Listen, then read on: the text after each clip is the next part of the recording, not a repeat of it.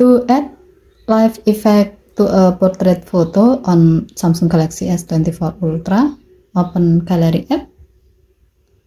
Open the desired portrait photo. Swipe up from the bottom of the photo. And then tap live effect button to add live effect to the selected photo and see the preview.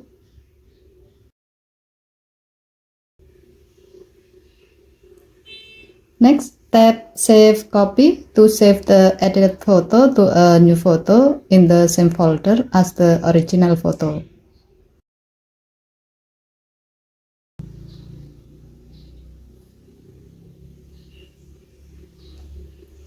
When you add live effect to a portrait photo, the dynamic motion will be added so that the photo will look more alive.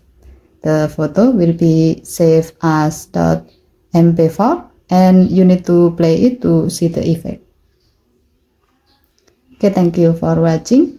Please help to like and subscribe. Have a nice day.